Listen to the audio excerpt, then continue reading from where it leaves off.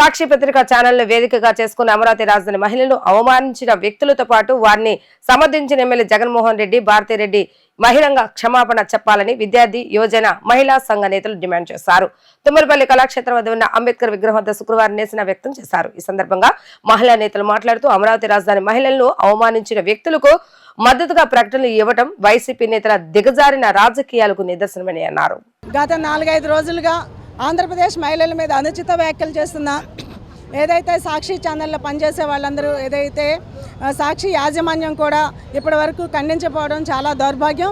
ఎందుకంటే మహిళలను చిన్న చూపు చూడటం అంటే ఏంటో వాళ్ళకే అర్థమైంది. మహిళల మీద ఏమాత్రము గౌరవం లేని అలాంటి సంస్కారం కూడా లేని వాళ్ళకి ఈరోజు మహిళలందరూ కూడా అంబేద్కర్ గారి విగ్రహం దగ్గరికి వచ్చి నిరసన తెలియజేశారు.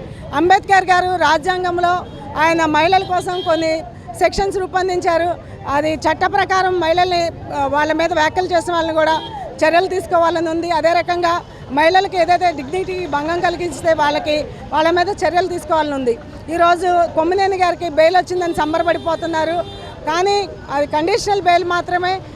సుప్రీంకోర్టులో కూడా చెప్పారు ఎటువంటి విధంగా కూడా మహిళల మీద ఇలాంటి వ్యాఖ్యలు చేయకూడదని చెప్పారు.